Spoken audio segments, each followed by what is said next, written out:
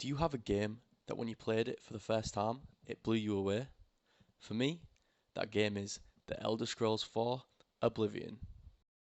In 2006, I was 9 years old. I remember Christmas Day opening Oblivion for the first time, the first RPG I had ever played. After finishing the tutorial, which took place in a dungeon at the start of the game, the indescribable feeling you suddenly get after walking out of the sewers and seeing the beautiful game world for the first time is still unmatched. The feeling of freedom, where to go, or what to explore first, and being carried away in a whole different world is truly breathtaking. Oblivion, Morrowind, Skyrim, and Fallout. All of these games and worlds made by the same company, Bethesda. Bethesda, for many years in my eyes and many other gamers, were held in the highest category of greatest studios of all time. For me and others, it was the first RPG game and entry to the Elder Scrolls series that we had ever played, and I fell in love with it. Fast forward to the year 2020, Bethesda are no longer held in the same regard they once was following the release of Fallout 76, with many of negative reviews. What happened to Bethesda? How did they change from being one of the most trusted studios that delivered top quality games? Today, I will study the rise and fall of Bethesda and false promises in video games, and if developers should be allowed to lie about content within their game before release to accumulate sales. Let's take a deep dive into the early days of the Fallout and the Elder Scrolls series to find out where it all went wrong. In 2001, Bethesda Softworks, publisher of the highly successful Doom, created a new branch within the company, which would be the independent development team Bethesda Game Studios.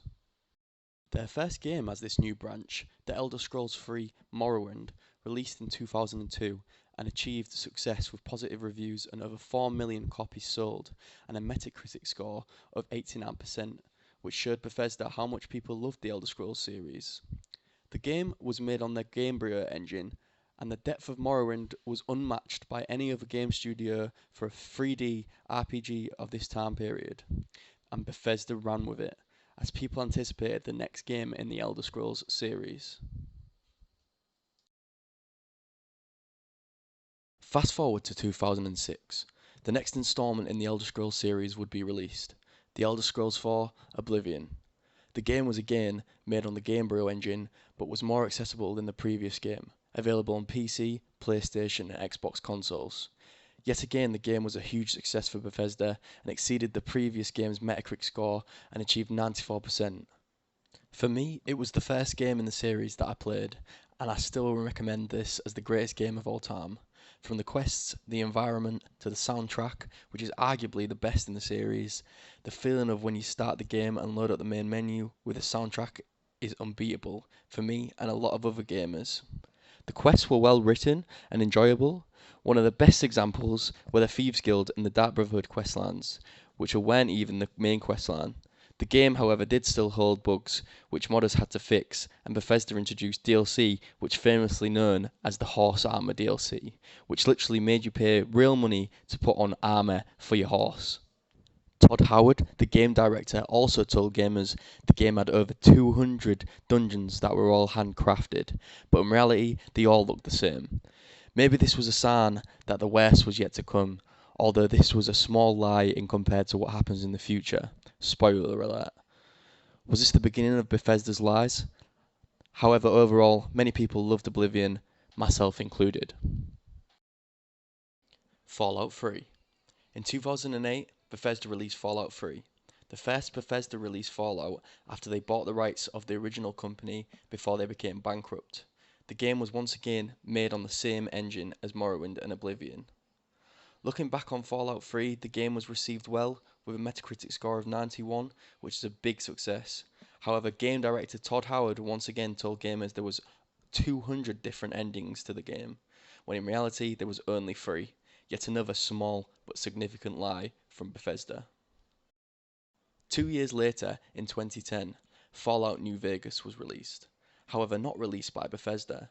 Bethesda let in some of the original developers of the original Fallout, who worked at Obsidian Entertainment, another big studio, work on the Fallout 3 they originally planned before going bankrupt, which Bethesda bought the rights off them. In the game's contract, Bethesda states that if this new Fallout earned a Metacritic score of 85 or higher, they would grant Obsidian a pay bonus. Bethesda gave the developers only 17 months to finish and create the game, which was eventually rushed out with many game-breaking bugs, which ended in the game releasing with a Metacritic score of 84, one number off the target of 85, resulting in Bethesda not paying Obsidian the bonus they promised, and therefore Obsidian struggled with financial issues. After fixing the game-breaking bugs, Fallout New Vegas is said by many gamers to be the best Fallout game in the entire series, and even better than Bethesda's version, Fallout 3, which revealed flaws in Bethesda's storytelling and writing, in which people have been wishing for another Obsidian-made Fallout game ever since Fallout New Vegas was released. 2011, the release of The Elder Scrolls V: Skyrim. For many younger gamers, this would be the first Elder Scrolls game they had ever played. The game was incredibly popular, as it was hugely anticipated as the next game in the Elder Scrolls series, and sold phenomenally. The Metacritic score was 94%, matching Oblivion's. But once again, this game was not without its bugs and lies. Another of Todd Howard's lies. See that mountain over there? You can climb it. Which was untrue, as most of the mountain areas are unclimbable, and he also claimed that there are infinite quests. In fact, there was 273 quests. Not quite infinite. 10 years after Morrowind, guess what engine this game ran on? You guessed it, the Gamebryo engine. The same 14-year-old engine Bethesda have used for every one of their previous games, however this time they renamed it the Creation Engine. Because modders knew the Gamebryo engine inside and out by now, Bethesda never fixed the bugs and let modders do it for them. For me, this is the point in time Bethesda would start to become lazy, and soon they would no longer hold the top spot of great game studios that produce top quality games. Fallout 4 released in 2015, 5 years after the last Fallout game, and it was highly anticipated. With Fallout New Vegas being the overall winner in the public's eye, people thought Bethesda would learn from what Obsidian built in New Vegas and put it into Fallout 4, but they were wrong. Fallout 4 was the worst in the series, with an uninteresting questline, skills were removed, main core RPG mechanics were removed, choice dialogue ruined, and boring locations. The game felt empty. The great RPGs that Bethesda were known to make were no longer. The game was once again made on the Gamebryo engine, which is now renamed Creation Engine, which you can guess by now made the game look dated for the year it was released. The Metacritic score was 84%.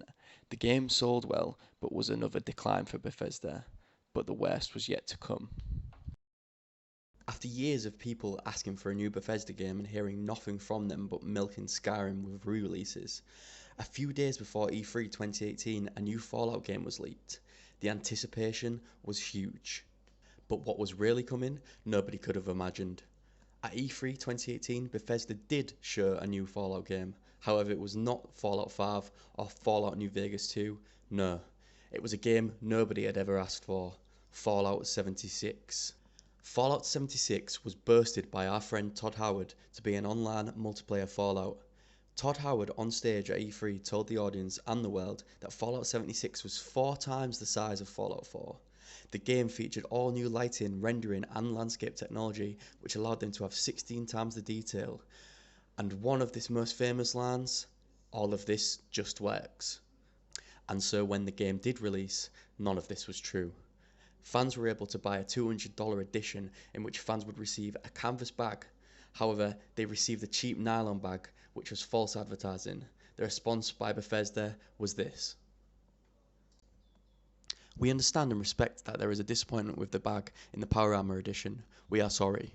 Please contact Bethesda support to provide proof. They will assist you in granting your count 500 atoms." 500 coins in-game currency for a £200 edition? It just wasn't good enough.